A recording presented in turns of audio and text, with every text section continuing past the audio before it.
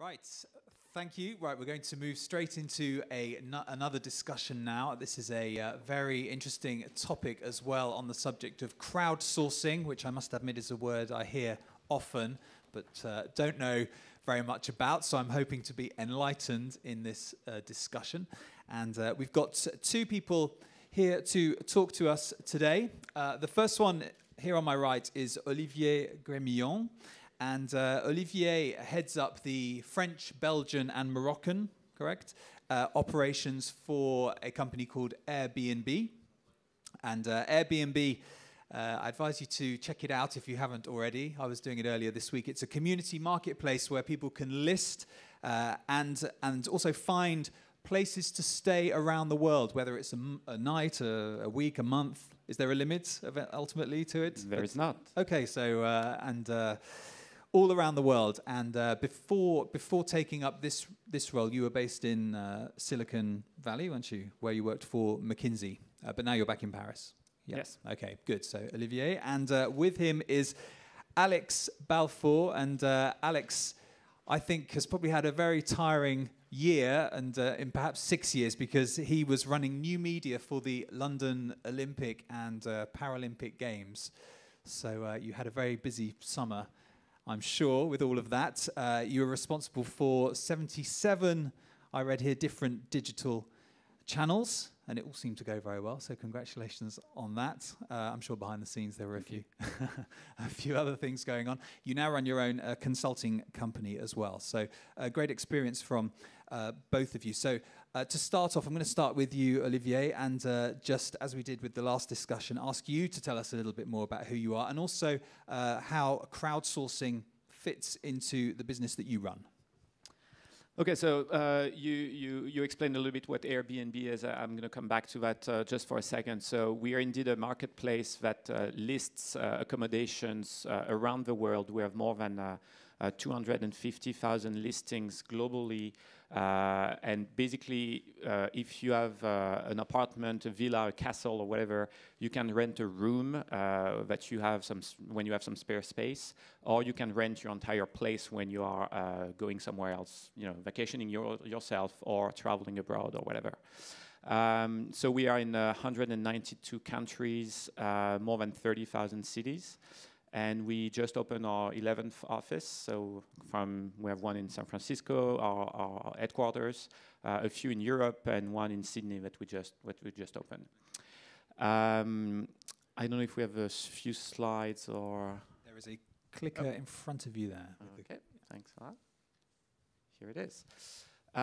So I just chose the home page here that you can see, which is called a new feature we launched yesterday called Neighborhoods.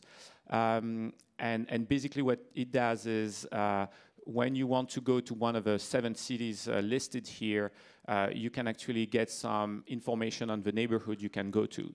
And the reason why I talk about that is it's actually something that, in a sense, was crowdsourced because a lot of our users told us, okay, that's great, you have a great website, but now you have more than 10,000 listings in some of the big cities listed here. And it's difficult for me to find the right accommodation, in the right neighborhood. So that's why we created this product where you can actually select whether you want to be in a quiet neighborhood, in an artsy neighborhood, if you want to do more in a shopping neighborhood or a nightlife neighborhood. And it came from the community. It's an idea that actually was generated by our users. And the other interesting piece is a lot of the content on this feature is actually user-generated. So it's another way to actually use our community to make a better product. So crowdsourcing, we really use crowdsourcing throughout our strategy. And just 3 examples here. One is around the product, and I just touched upon that, and we can detail that a little bit later as well, in the development of new products. Another one is around our growth strategy and how we can use our engaged community to actually grow, especially internationally. And the last one is around, exactly community and engagement and how we can, better engage our community and have our community members to actually do some of the job for us.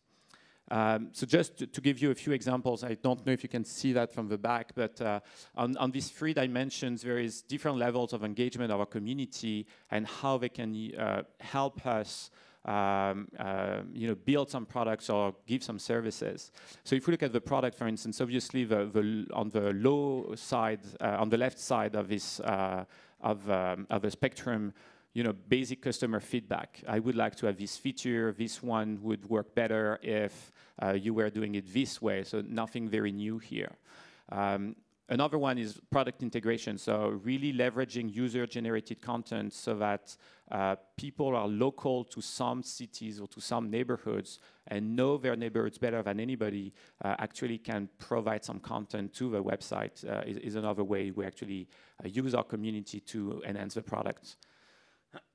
And the last one is actually a pretty interesting one. We have some super hosts on the website, so hosts that are delivering a very good service to our guests. And so we give them a little badge that we can see on the website, but we also invite them to give their opinion on the product. And a lot of the features we have been creating come from these brainstorming sessions we have in different places all over the world with our super hosts, where they tell us, because they use the website all the time, what we should do next. Just quickly on growth and development, word of mouth is really ingrained in our fabric because it's how we grew so fast all over the world, even if until a few months ago we had only 1 office in San Francisco. So when we opened the office in Paris in February, we already had 4,000 listings in Paris, basically without having done anything. We were not doing any marketing or any advertising or any communication of any sort. The way we got these listings were, a French person going to the US most of the time, having a great experience and realizing, okay, I'm using Airbnb to have a place to stay when I'm on vacation, but at the same time, I have my apartments in the center of Paris sitting idle with nobody in it, and I could, use it and rent it to people who are traveling from all over the world to Paris. So that's how we grew, and it's a very effective way of growing for 2 reasons. One, word of mouth most of the time is pretty cheap because it's free. And the second one is, if you think about it, when you want to rent your place out and you have never done it before, you can see a piece of advertising in the subway, but it's never going to be as effective as having somebody, one of your friends or family member, tell you, I've been doing it for the past 3 months and it's awesome. So word of mouth is really the way we have to grow, especially on the supply side, the number of listings we can have. A few other things like referral programs, obviously, we're using as well. And the last one, employees. So the growth of Airbnb, I think we are around 500 or 600 people globally now. But at the origins of the company in 2008, 2009, a lot of the first employees were actually users. It's still the case, most of the 30 people we have in the office in Paris are hosts or guests themselves. But at the beginning, it was funny to see that the founders thought that to have a customer service that was effective, the best way was actually to use the existing users. So they started to ship a few laptops across the world and say, hey, starting today, you're actually customer support for France. And that's the way they did it. So crowdsourcing was really ingrained in the way we recruited people from the beginning. So I think we have people based in 100 countries right now. So we are trying to rationalize that a little bit so that we don't have people with laptops all over the world doing customer service. But it's the way we grew, and we are kind of proud about it. And the way we are engaged with community, so there is different way a community can be engaged, and we think ours is actually very engaged. So the low end of the spectrum is just being engaged on social media, for instance, or attend the meetups that we are organizing across the world. But when you have people who are organizing their own meetups without you not even asking, it's even better. And we see that, for instance, in Marseille these days. So a few artists and people from the culture scene are getting together to prepare for Marseille Provence 2013. That's going to be a big event next year.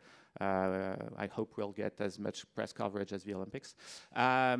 yeah, that's a way our community is organizing itself to actually do things together and make this community live even more around the real events. So that's really everything we can do to engage our community to do one of these three things, for instance, is definitely one of the way we try to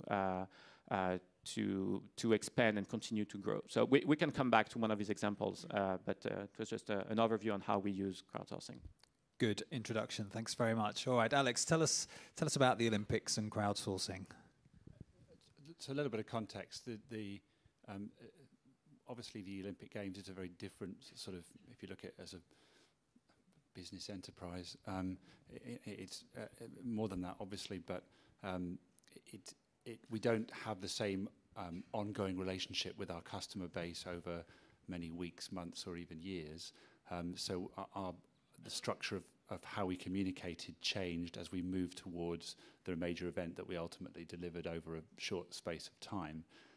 But I suppose looking at it three ways. One is, in terms of communication, we had an extremely structured communication program, which I think was a big part of the success that we had, that we were very clear about the messages that we wanted to deliver. We were very clear about what we didn't want to talk about. And so the challenge for us was to keep our messages consistent and extremely clear, but also engaging with a very broad stakeholder group and making ourselves well understood with the public. So that didn't make it easy. We weren't an open house for sort of ideas to come in and out all the time, or even where we were listening effectively, we weren't always able to turn that listening into action, because we needed to satisfy a very broad stakeholder group and have and keep consistent with the mandate we were given around the game. So anyway, what that practically meant is we had very controlled communications, but we did do our best to vigorously listen, to engage with all of our various stakeholders, whether they were sort of part of the Olympic family, the competing teams, our government, other governments, the media, and the public. And in terms of public engagement, a big part of that was building through all the different consumer channels that we built, and everything that was consumer facing was effectively digital first. That wasn't the way we necessarily planned it, it's the way it turned out. So my team delivered, as you mentioned, around 80 different channels, all of them consumer facing channels, because people wanted to engage with us digitally first, whether to sign up for tickets, whether to sign up to be a volunteer, whether to sign up to be part of the Olympic Torch Relay, whether to be part of our education program that reached 2/3 of the country's schools. All these things were digital first. In that process, we built day by day a customer database that by the time we got to our ticket process, where we balloted for tickets, and our volunteering process, where we look for people to sign up to volunteer, we were at about 750,000 people. We signed 46,000 in the first month in 2005 when the Games bid was won, and about 200 a day organically came through after. We got to about 750,000, and then after those two big processes, we were at over 5 million. So that was our core database, and that was a database that it took us some time to actually put some proper CRM tools behind it, but we communicated with that database every 2 weeks, and as we got towards the Games, we communicated daily, and understanding what they wanted, what they were looking for, was a big important part of our mix.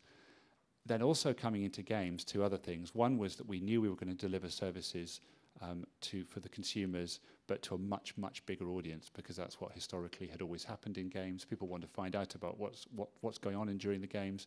A lot of them go to their local broadcaster, who has especially rights to show the Games on television, and for most countries it's a television event first and foremost.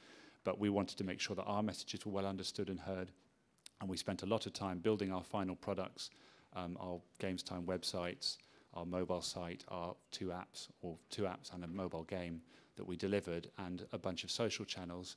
And in delivering all that, we'd spent a lot of time user testing, whether directly with groups of people and experts. We did about 2,000 hours of user testing on our website alone, or by understanding what the market wanted. So we had a big program in SEO, for example. We built a database of 1,700 keywords that we knew people look for around Olympic terms, and make sure that we were heavily optimized around all those terms. In the end, that meant that we were able to generate, we had 112 million users on our website, 15 million app downloads, But what was most satisfactory for us was that we moved from where previous games had seen lower engagement times on their websites and lower average page views per visit. When they got to big scale, we doubled all those numbers. So we had 8.5 minutes average visit times on our website, and around 8 page views per visit. On our mobile apps, we had 30 page views per visit, and an almost crazy hour and 16 average visit time on our mobile apps,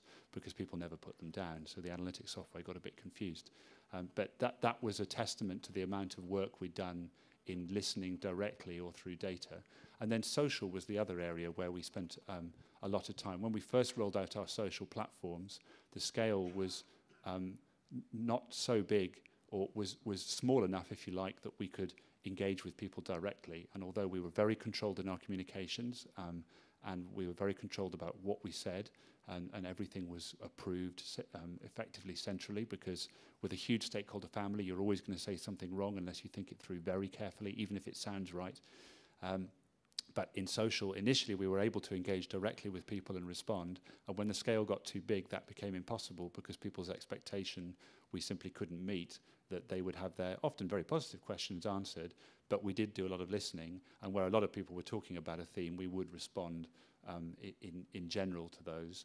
And then a challenge for us in social, particularly because of this controlled communications environment, was could we be part of the conversation? Because we always knew that coming into the games, people would be consuming the games through digital media, and they'd be talking to each other on social media. Question for us is, could we be part of that conversation? And could we do it in a way that for us we could be comfortable that if they said things that were often well-meaning but didn't sit comfortably with perhaps a sponsor or a competing country or any other of the various stakeholder issues it might have given rise to, how could we be part of that? So we did some testing, and we did a few things, but I'll show you a video of something we did on Twitter, which allowed us to put out effectively a conversation starter, which worked incredibly well and allowed us to engage without taking responsibility for all the content of conversations. I don't know if I press a button to cue that up, but whoops. Do we have that video? Not yet. Yeah, I think they'll just play it. Here we go.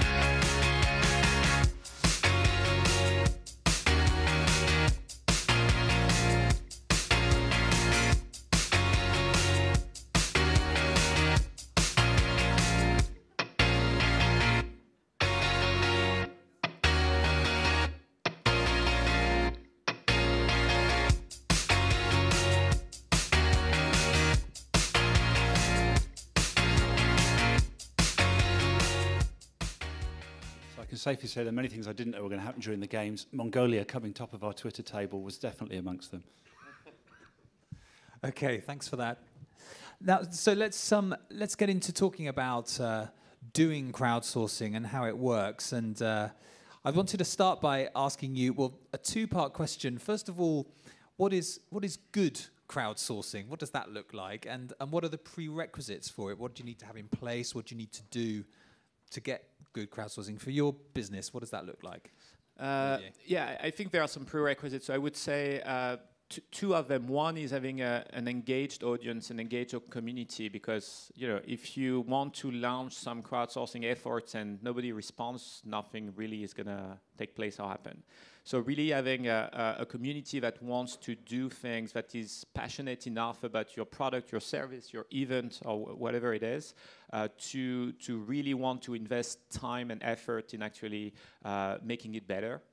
And then, the flip side of that is when they actually give you comments, you need to deliver. Because, otherwise it works once, but then it doesn't work a lot of times. So making sure that you actually implement the feedback that you get, or you use the tools that your community has developed or whatever. And one example, we run a few times a year, like we did in San Francisco recently. We did a community event on the Friday night where people from the community could actually give some ideas on new tools that they would like to see on the website. And then it followed with a hackathon of 24 hours. And by Sunday night, we were able to launch live, I think it was 5 features that the community asked us for. So obviously the engineers worked all night, and it was not completely perfect, but at least it shows that we actually take into consideration what the community is saying, and we really see ourselves just as the way to put all these people together and to make their website better. So I think these 2 prerequisites are for me the most important, at least for us, which is an engaged audience on one side, and then making sure you deliver afterwards. How about for you, Alex, both with regard to the Olympic Games, but also, I mean, with crowdsourcing in general, what are the prerequisites? I think Olivier's right that you do need an engaged audience, but I also think you can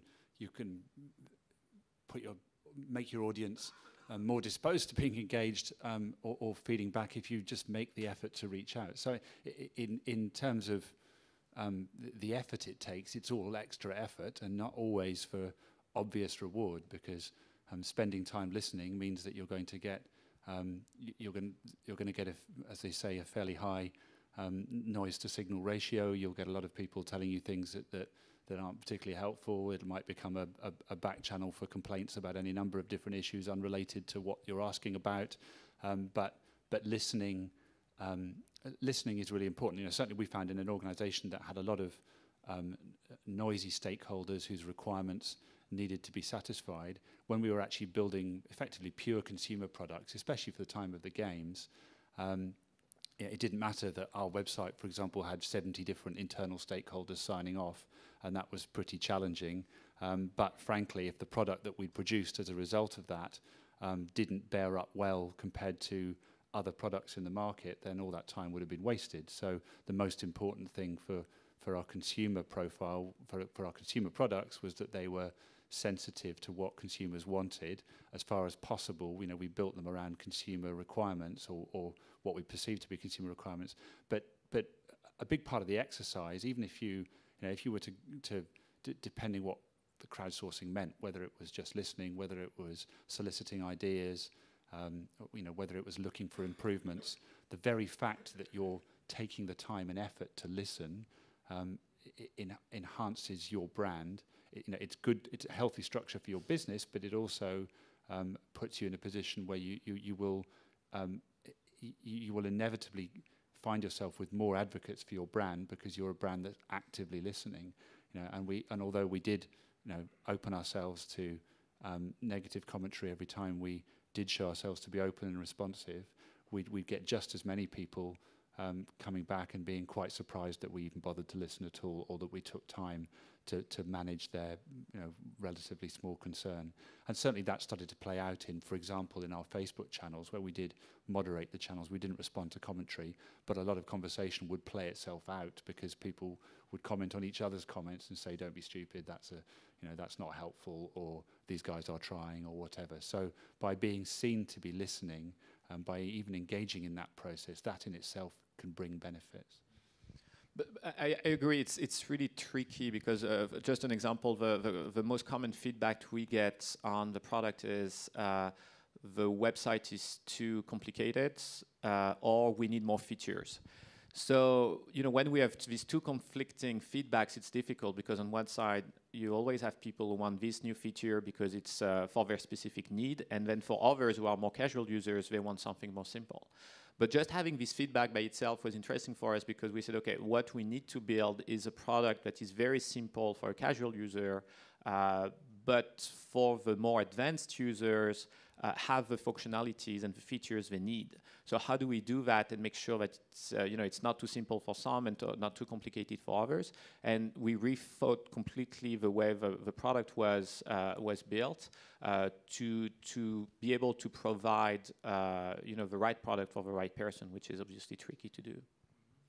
And you've both talked about the importance of keeping your consumers engaged with you. I wonder whether you need to motivate them. Do you need to reward them, or perhaps particular segments of them that you particularly care about? Can you talk a bit about that? I'll start with you again, Olivier. Yeah, it's actually pretty funny. So we have a few ways to reward them, even financially. So, for instance, we have a program called the Air Ambassador, which is when somebody that you talked about Airbnb and they become a host on Airbnb and they do their first booking. You make 35 euros and they make 35 euros.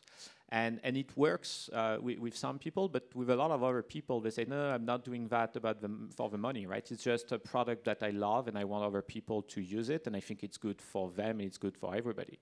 And sometimes it can potentially backlash a little bit because most of our users are actually doing that just because they think it's great. And they don't need or they don't want to be rewarded financially.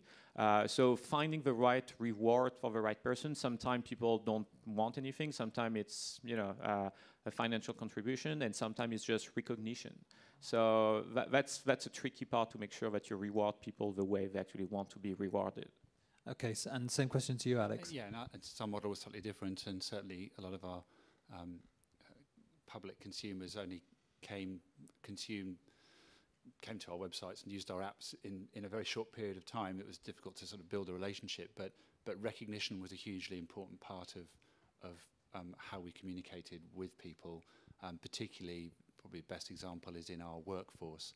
So by the time of the games, our workforce was around, including contractors, by the time we got to the games, about 6,000 on staff. But we had another 70,000 volunteers and a whole bunch of security on top of that. And a hugely important part of a volunteer program was recognition all through the phases of their being involved with us. With staff, we had an internal communications team that was constantly ensuring that if ever we had announcements, staff were first to know. Not often by more than a matter of an hour or two, because that's sometimes the nature of our communications, and that we had to keep them confidential to the last minute, but we made sure that they were always properly briefed. There was always opportunities for them to feed back. We had significant infrastructure internally so that staff could feed back about general matters, that we considered all the needs of different types of staff. We were very active in diversity within the business, and also actually in terms of our consumer delivery. We spent a lot of time not just on user testing, but on accessibility, with practical accessibility testing, which we felt was, it was part of our listening brief, and we felt it was a valuable exercise to keep us open-minded in how we delivered our products, and also actually meant that they were delivered to effectively the lowest common denominator, so that we could capture the widest possible audience. For example, we had a format that we used on our site called Easy Read, which is a text and pictures format to explain things for people with learning difficulties or reading difficulties, or just not much English or French in our chosen languages. And actually those papers, we produced a whole load around explaining Paralympic sports, and the business, across all people in the business, used them a lot before the Paralympic Games to catch up with what Paralympic sports were about in ways that were simple for them and quick to read and simple to understand. But in terms of recognition for our volunteer group, we spent a lot of time making sure that they were well informed, they were entertained all through the process of being volunteers, because they were giving up their time for free. Even during the games, there was a recognition program where every few days that the volunteers stayed engaged with us, the drop-off rates were great. We didn't actually lose volunteers, but in anticipation that we might, they got badges or special rewards. By the end, every one of them was given a running baton with a special engraving on it. And we spent a lot of time thinking through ways of recognizing people's involvement and making sure that they felt that we were thinking about them and acknowledging their contribution. It's mind-boggling. How many volunteers? 70,000. 70,000. My God, that's a lot of yeah. work for that. And I was going to ask you as well. I mean, a business like Olivier's, you're gradually building your engagement over time, trying to make it deeper, using crowdsourcing. Something like the Olympics, it built and built and built up to that point. And then what happens? Because the games ended. I mean, have you sort of passed it on to other bodies that might be interested? Like I'm thinking London Tourism, UK. I mean, what's happened to all that engagement? I mean, it's an interesting model because the games is. On the one hand, it's refreshed every time it's delivered in a new city with new vigour and new people, and it's a huge challenge for every city that takes it on. There is an unfortunate drop-off as a result because there isn't always continuity in people and processes, and things are often relearned. However, the two things that we did to support that, one is an awful lot of work on internal knowledge management, so we tried to we maintained an internal file system which will pass on to Rio. In fact, I'm going there on Saturday with all of our processes, information, tools and tactics, so there's some continuity. But in terms of our database, yes, we carved out special permission, both with the people who signed up, but also with the International Olympic Committee and other stakeholders, that is now going into a management process, and people are being contacted about whether it's about London events, whether it's about sports that they might have seen. So that database will have some continuity. And in fact, we sent some emails out. Well, I left the week before last, but emails went out last week, which were focused on, during the games, we sent out 83 million emails in 150 different varieties, depending on sports you took an interest in or where you lived. And those emails have gone out, and I actually registered. I registered for my mother as well as me, so she lives in Scotland in a different part of the country. I live in the south, and I saw that her email was entirely different, focused on local things she could go and see around arts and culture, around sport, or around opportunities to volunteer. So that has been really effective, and that's an important part. And also our social channels are being taken on by the IOC, so all the people, we had 5 million people following us across Twitter, Facebook, and Google+, and Foursquare, and across all those, we've moved those across to the IOC, so there will be hopefully an ongoing relationship with all those people who follow the London Games to follow Rio and other games in the future. Good, okay. Now we've got less than 10 minutes left, so I just want to make sure that I give the opportunity to people here to ask any questions, if you've got any. So if you raise your hand, if there's a question, and I'll try to make sure I don't miss any this time, then we could put those to Alex and to Olivier. Can I see, is there one there? No.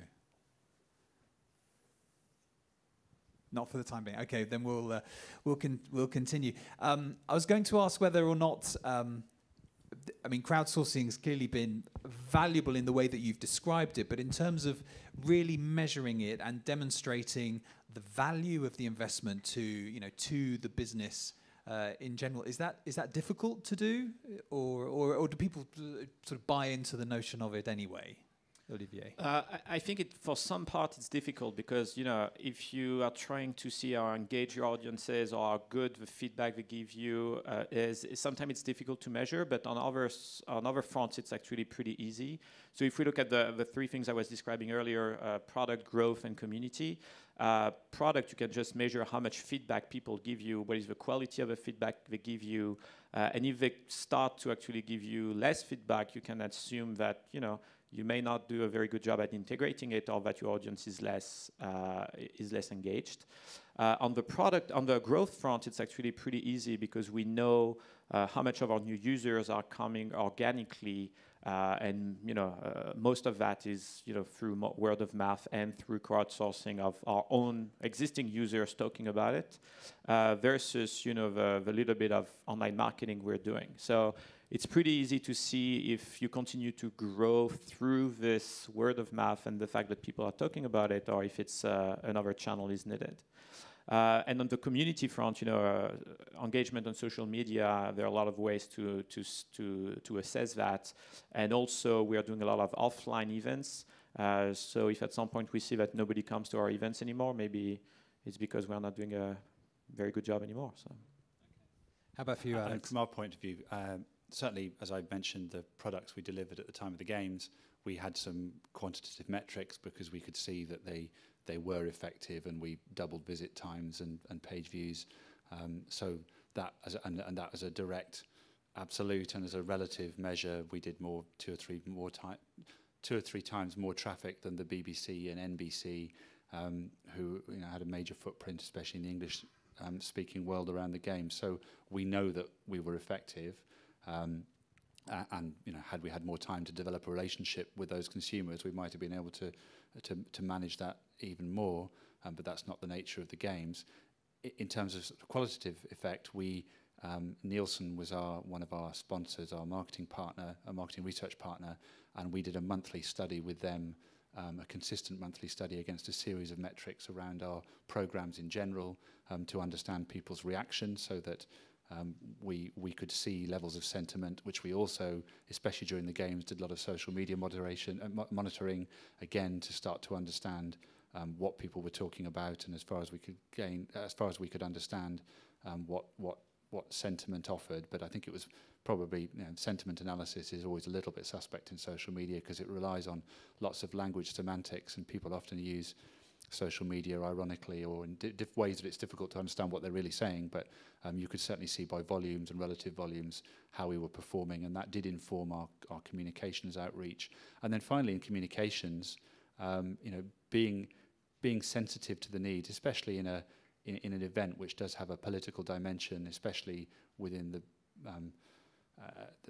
within your own national borders, where there's an awful lot of noise and activity, and a lot of especially in the UK climate, very aggressive media attention applied to digging up stories around you, and lots of political attention. Without significant buy-in from the country, you can't even, an event like the games just can't go ahead. You can't do it in spite of, because the country is ultimately paying for it in part, and they need to be behind it. So by communicating with people properly and winning them to your side, and a big part of that is listening, by doing that properly, you have the opportunity to run the event at all. So for us, that was massively important, and very quickly you could, if you failed to listen to concerns, you'd find that you're asking an awful lot of questions first from the media, and then seeing difficulty in doing your day-to-day job while you were managing complaints and feedback. So yeah, it was hugely important to be listening. So I've got one last question, but I'm going to do one quick check in case somebody's got, and there's some hands. So let's take a question. I'm sure it's going to be better than the one I was going to ask. Yes, hello. I'm Emmanuel Cariou from Boursorama. So first, thanks very much for sharing your experience. I found that very interesting. My question is, you have gathered a lot of information and feedback. Where did you gather it? Did you have a platform? And if you had a platform, did you build it on your own? Or is it something you bought outside from a company providing this kind of platforms? Thanks. Yeah, so there are different ways we gather the feedbacks on the product. I mentioned neighborhoods that we launched yesterday. At the bottom, there is a user feedback session where people can actually bring us feedback on this specific feature. We have a customer support service as well, with above 200 people who are on call and are gathering the feedback, organizing it, and feeding that back to the product team when it's product related. And on some specific topics, we actually use a web-based tool to gather feedback from our community. So it's actually a pretty cool tool where people sign up, and we used it last week internally for internal 2013 goals. And you basically put some ideas into the mix, and then you can vote on other people's ideas. And it's a way to actually make sure that you get a lot of ideas, but you rank them and prioritize them at the same time, and it's something we developed internally. And for us, it's a different span of activities, but in terms of pure communications, our media and press team were actively engaging with the media clearly every day. As part of that, they had a database of lines to take, which was constantly fed back to our main spokespeople, and was sort of available within a small group in the communications team about issues that had come up, how we'd managed them, what we were saying about them, what effectively often shaped by feedback. They also had a community outreach team that was consistently going to different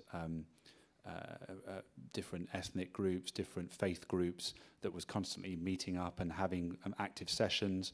We had to run through hundreds of different planning permissions in different around different Olympic venues, and they all involved sort of structured dialogues and meetups and town hall meetings and physical stuff. In terms of our other research, as I said, we had this ongoing monthly research program involving polling a couple of thousand people through a sort of standard research process. During the games, that became much more active, so we actually polled people during, as the games were going, spectator groups, and fed that process right back into how we managed it day to day. We used some mobile tools, so we had 3 million people download our Spectator app, and in that we had location-based push messages where we asked people when they left a venue if they had location turned on their phone to fill in a survey with their responses. So we kind of shook every tree. And then in social media, we used the social media channels themselves. We used the social media channels themselves to see what people were actively saying back to us in forums or messages on Twitter or whatever it might be. We also used some monitoring tools, so we did use a couple of third-party tools. One was one of Nielsen's own tools, and another company we used that did word clouds around particular topics on location basis, so we saw what people were saying in different venues and took account of that.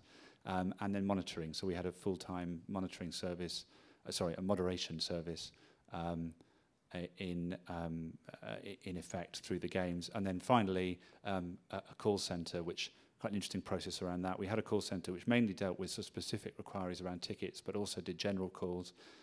They fed back into a database of frequently asked questions, and we had a tool which we used, I almost forgot to mention this, a tool we had on the front end of our website which you could ask questions in natural language, saying, you know, any question, and often they were just sort of specific questions about how to find something or how to do something.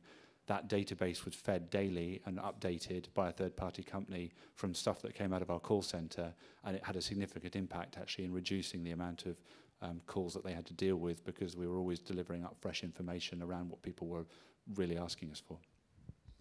Okay, thank you very much. Now, that ringing meant that we are at the end of the session, but I'll just check in case there's any remaining question, a quick question that we want to squeeze in before we go for lunch, because yes, you had your hand up earlier as well. So let's get that in. Yeah, we have a few minutes because the stage one hasn't finished yet, so we're on time. Okay, Vanna, Euronews. First of all, I wanted to say that I went with Airbnb to Lisbon 2 weeks ago, and it was a great success. So I really enjoyed. And I just want to know, how do you ensure that the quality of host and guest? And I'm curious to know also if you had bad experiences, and how did you overcome those bad experiences? So it's a great question, and it's I'm trying to relate that to the topic of crowdsourcing, and the way we actually ensure that the quality of the guest and the host and their places is actually in the source crowdsourcing as well, because the main way we do it is through the online reputation. So the best way to make sure you'll get a great experience as a guest is going on the website, checking the pictures, and also checking the marks that the previous people have put on this specific place and this specific hosts, and all the comments and the reviews as well. So only on Airbnb, only people who stayed at the place can put reviews, so you don't have problems of fake reviews and all that stuff. And we don't get rid of any reviews. So I get a lot of calls every week saying, "Hey, I'm a great host. This guest put a nasty comment. Can you remove it?" And my answer is always the same: no, because it's the thing that we have on the website that is the most valuable, which is this reputation online. So that's what the reviews are definitely one key thing, and we are ensuring that there are a few other things. So we ask people to put a profile picture on them, a description of themselves. We verify if they want to the place as well, so we send professional photographers all over the world to actually take pictures on behalf of the hosts. So when you see verified picture at the top of a photography, it's actually because one of Airbnb photographers actually took the picture. So there are a lot of ways to ensure that the place is as described, but the one that works the best is actually letting the community leave reviews on each other, and it's a very good system because it works by itself. It's just the only thing difficult is to start in the process. So a lot of our hosts don't have the first review, but as soon as you have the first and the second and the third review, it's actually what most people look for. Just maybe one other thing is the payment system that we have in place on the website makes it very secure as well, in the sense that if I come to your place, I'm going to pay right now the full amount of the booking. So you know that you're going to get paid eventually because Airbnb holds the money in the meantime.